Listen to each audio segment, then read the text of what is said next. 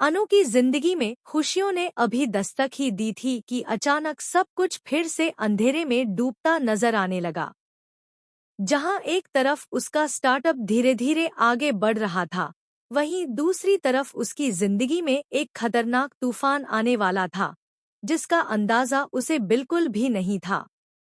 इस बार खेल पहले से ज्यादा खतरनाक था, क्योंकि इसमें शामिल था जालंधर। और उसका इरादा साफ था, सच को सामने लाना, चाहे इसके लिए उसे कोई भी हद क्यों न पार करनी पड़े। रात का समय था। सड़कें सुनसान थी और माहौल में एक अजीब सी खामोशी फैली हुई थी। अनु अपने काम से वापस घर लौट रही थी। उसे जरा भी एहसास नहीं था कि कोई उसकी हर हरकत पर नजर रख रहा है। जैसे ही वह एक सुनसान मोड़ पर पहुंची, अचानक एक गाड़ी उसके सामने आकर रुक गई। सब कुछ इतना तेजी से हुआ कि अनु संभल भी नहीं पाई।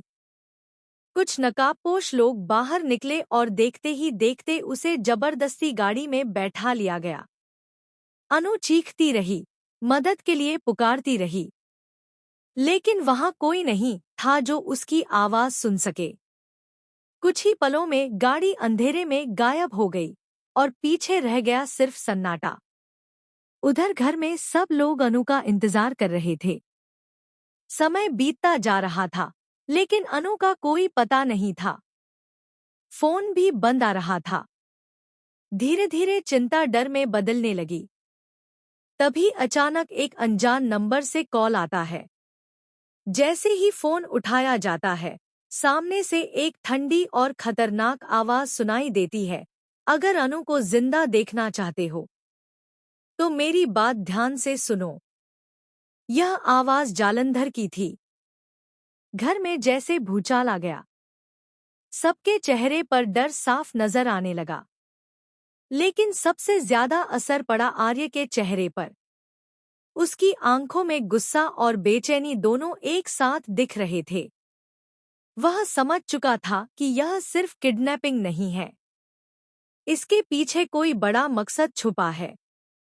दूसरी तरफ अनु को एक अंधेरे कमरे में बांधकर रखा गया था। वह डर से कांप रही थी, लेकिन उसके मन में एक ही सवाल था, जालंधर आखिर चाहता क्या है। तभी दरवाजा खुलता है और जालंधर अंदर आता है।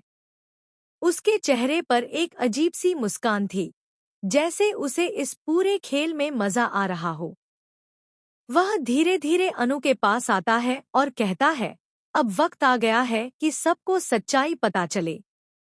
वो सच्चाई जिसे इतने समय से छुपाया जा रहा है। अनु हैरान रह जाती है। कौन सी सच्चाई? वह डरते हुए पूछती है। जालंधर हंसता है।